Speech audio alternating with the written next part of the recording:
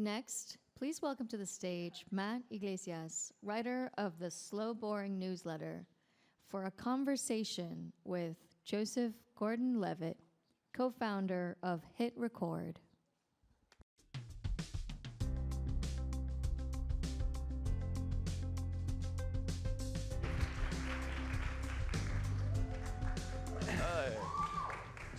Hi, everybody. Thank you.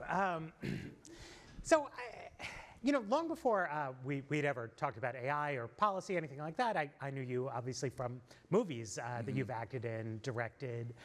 You're an artist. And, it strikes me that the cinema is an art form in which technology has always sort of played a role as it advances in terms of what it is that people can do. And I wonder how you think about AI in those terms, in terms of art and increasing people's capability to make things. I've always been fascinated with how technology affects creativity. And really, as long as you're talking about art, you're talking about technology. Whether you go back to early cave paintings or the technology of the written word, or you could even actually before that, you could call oral language a technology. And you can go all the way up through the printing press and, et cetera, et cetera. Movies are an incredible technology, and some of the best filmmakers, my favorite filmmakers, the biggest movie enthusiasts. What's that going to mean for AI and art? You could take a very optimistic lens, and I do sometimes. I imagine, like myself, when I was 10 years old, I used to make videos with my family's camcorder, right? And they were so shitty, the little videos that we could make back then. And now a 10-year-old could make, or especially, go forward a couple years from now, what the technology is going to allow a 10-year-old to do. They're going to be able to make anything they can imagine. That's great. We could also get into the dark sides of what the technology is going to do and to art and creativity and the human sort of creative spirit. We'll get there. Right? We will. No, I think it's important to sort of dwell on the positive a little bit. Yeah, let's do it. Because I think the danger comes from the power of the technology, right? My father's a screenwriter. Right now, to go from a screenplay to a film, tons of people, tons of money, so on and so forth. But it seems like really soon, a written text could just be a complete, audiovisual experience. Yeah. And there's something incredible about that. Absolutely. And going back to the history, there's that story that apparently back in ancient Greece, Socrates was an orator, and he really didn't like this new thing that the kids were doing, writing stuff down.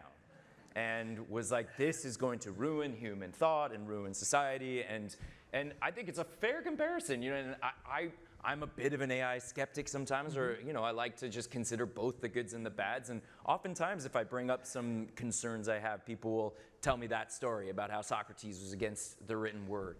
And I think it's fair. Like, the last thing I think we ought to do is be absolutist about pessimism towards this technology. We've been missing out on huge opportunities. And especially being here at this gathering from Aspen and McGovern, like there's all these people who are especially working in nonprofits who are doing amazing things with this technology, both in the creative arts as well as other things. So I'm fully on board with how dazzling the potential is.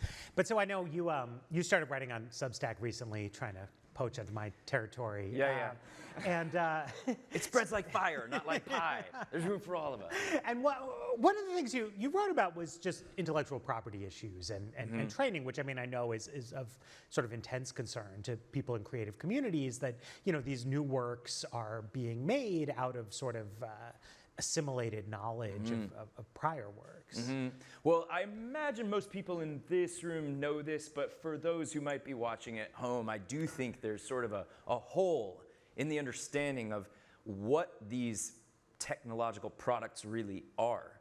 You say the term artificial intelligence, and it conjures this idea of, oh, well, there's this intelligent being now in my computer or in my phone that's just knows all this stuff and can do all this stuff. But really the way those products are made is they take these massive amounts of data, or content, or ideas, or whatever you want to call it, and feed them into an algorithm, and the algorithm does this probabilistic number crunching and then can output, these outputs based on the patterns that it finds in the numbers.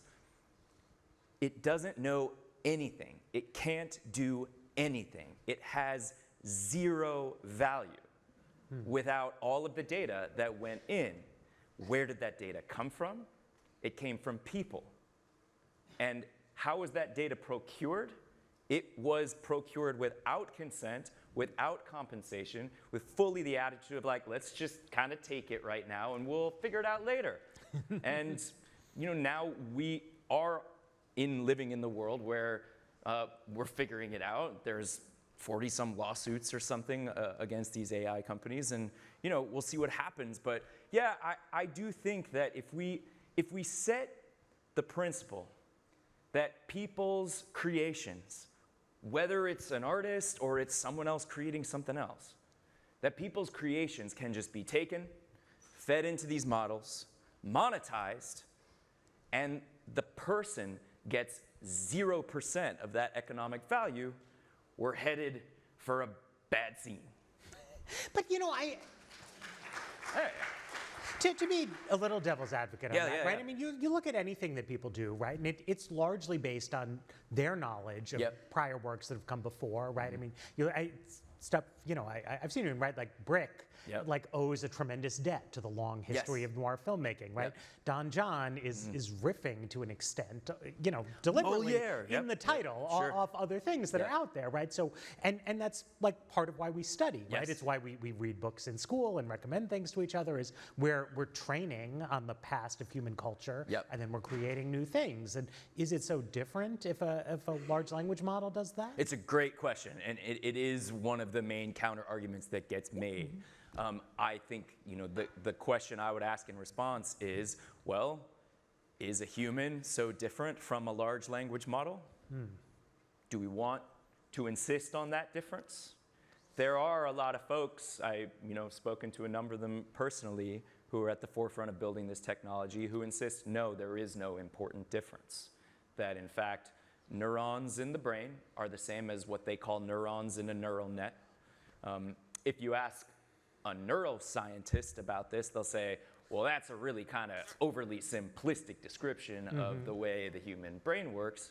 But ultimately, I think we as a society and as a civilization and as a human race, if we decide that these technological systems are no different, are not different in any important ways to humans, well, we're going to start implementing policies and designing the technologies to head in that direction, where in fact, we will be more and more undervalued and machine-like. But if we decide that we can sort of plant our flag in the ground and say, no, I actually think there's something really good and valuable and, dare I say, even sacred about being a human being, then let's act like it, and let's put that into our policy. And I think it's pretty clearly true. There's a difference between, okay, you mentioned Brick, Ryan Johnson, who wrote that script. He's a human being. Yeah, he read a bunch of books, and then he wrote a bunch of books that he wrote a script that was influenced by those books. The process of him taking those influences and putting them into his art, I don't think it's exactly the same as feeding massive amounts of data and crunching the numbers and probabilistically, generating the next word and the next word and the next word. They're different. They're two different things.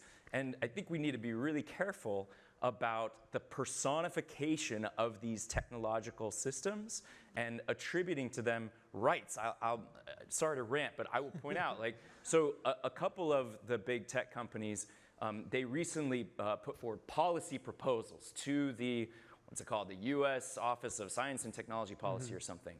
And they were saying, hey, we need the right to take everybody's data and put it into our models without consent or compensation. We need that, or else. And they called it, one company called it fair learning, and the other company called it freedom to learn. We're talking about freedom for a large language model. Let's not do that.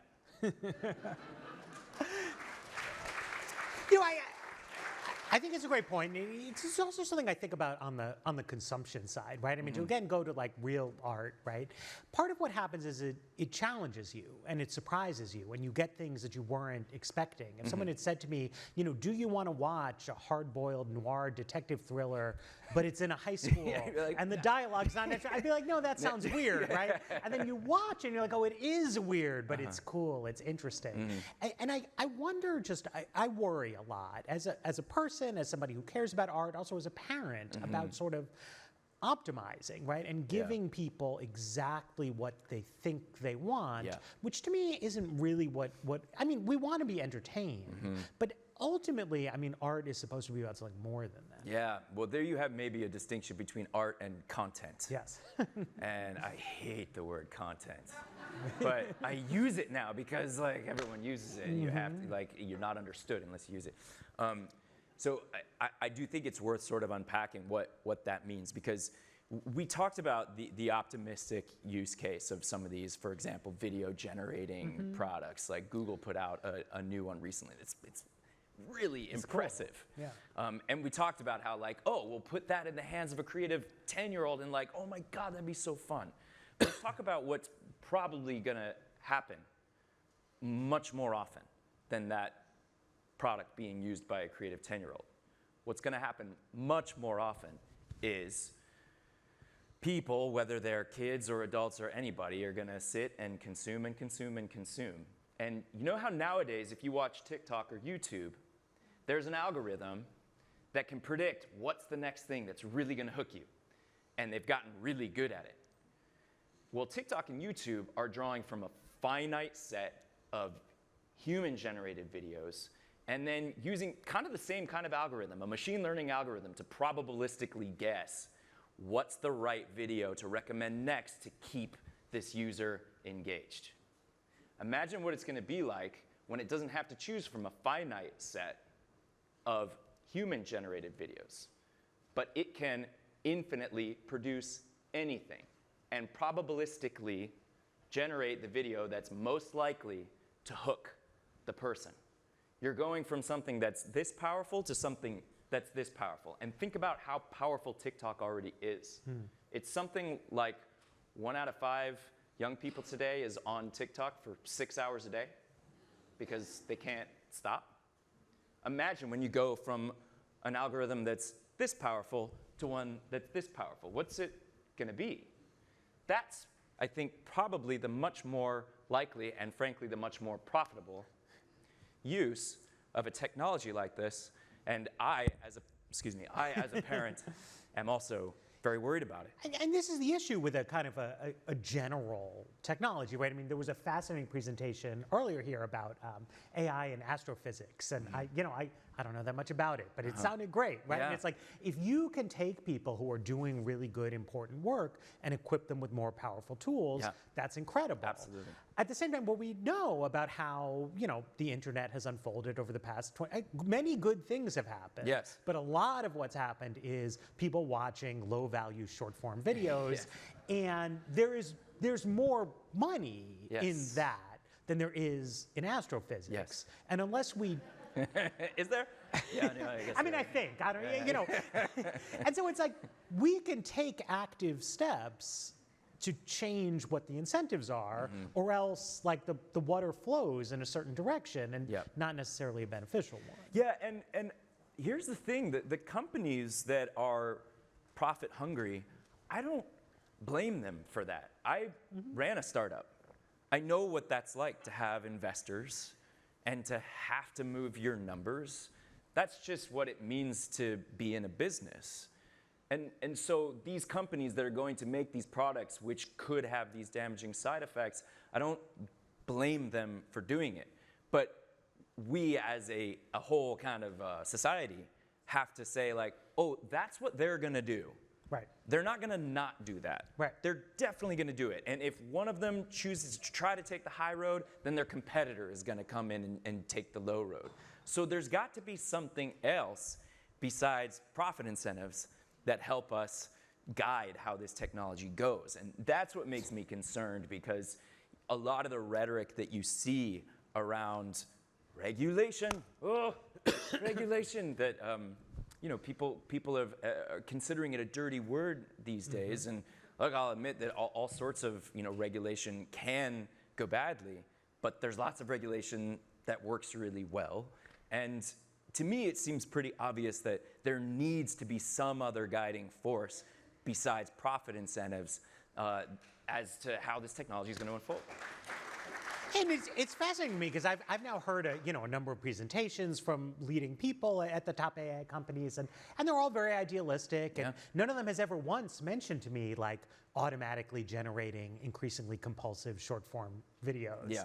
And yet, like, we know that's where the business is going, right? That they're raising large amounts of capital to try to push the state of the art forward. That's reasonable. Like, that's what I would do. But investors want a return on their investment, and that means you have to do things that make money. And the way you halt these kind of race to the bottom dynamics is you have to have rules in place. That's right. And nobody wants to be regulated, but people who want to have high aspirations for their industry, unless you have guardrails, like that's where it goes, I think. Well, and we've seen it in the last sort of go around of a revolutionary technology with the internet and social media. And the decision, I guess, was made some 20, whatever it was, years ago with that the government was really going to be hands off with how the internet unfolded. And like you said, so many great things have happened with the internet, but then there's also been these damaging side effects. And here we are, a lot of, some of these companies that are building AI are social media companies that are already making huge amounts of money with these advertising business models. And then some of them aren't.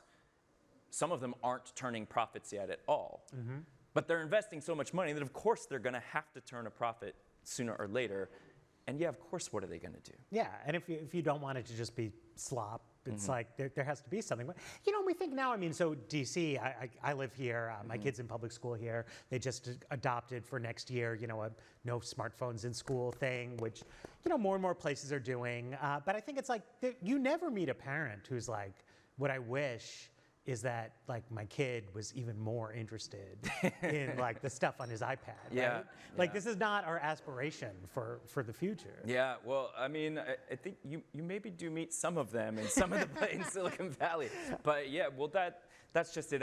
I'm a parent too, and my kids are fascinated with technology, and the last thing I want to do is stifle that fascination, that love, that intrigue that they have for it. And I firmly believe they're going to do, they already have done incredible things using the digital tools that we give to them. But I am pretty, they could attest to it, I'm pretty on top of what they do and what they don't do. And I don't think there's anything wrong with that. Why shouldn't we be pretty prescriptive, especially with young minds, about how they use these tools? We don't, you have to be 21 to go into a casino. You have to be 18 to buy a lottery ticket. You have to be 21 to buy alcohol. You have to be 18 to buy cigarettes. Like, there are rules around what young people can and can't do that we impose on the companies. And does that hurt the bottom line of the casinos? Sure. Casinos could make much more money if 16-year-olds were allowed in. Someday. Yeah. But we collectively have decided, like, no, we don't want our 16-year-olds to be allowed to go into a casino. Well, a lot of these tech companies use the exact same techniques that casinos use to get people hooked. And I think it's a pretty solid analogy. And it's a huge lifting of the burden on parents, right? That it's like, it's not all on you to be like, don't do this, don't do that, right? What's challenging about technology as a parent, right, is like, most of the parents I know sort of want a more constrained approach, but also the kids have peers, and it's like there's the weakest link in the chain, right? And like that's part of what we need like society for. Yeah, there's that argument you hear a lot. They're like, shouldn't the parents just take responsibility for their kid? Well, part of, I think, what it means to be a parent taking responsibility for your kid is participating in a democracy and saying, like, we collectively as a society want this for our kids, because it is a collective action problem. And do you think it's realistic at all? Like, can we get ahead of this train? In Australia, they passed a law, I think it's 16. you're just not allowed to have a social media account and if you're under 16 in Australia. Yes, we can do it. Yes, we can do it. Freedom, then, you know? So, you know, I guess just a little bit, every time there's like new innovation in culture, right? Like comic books, television, right? There's some amount of this kind of naysaying. Yeah. Like, is this really different, or maybe the naysayers have been right all along?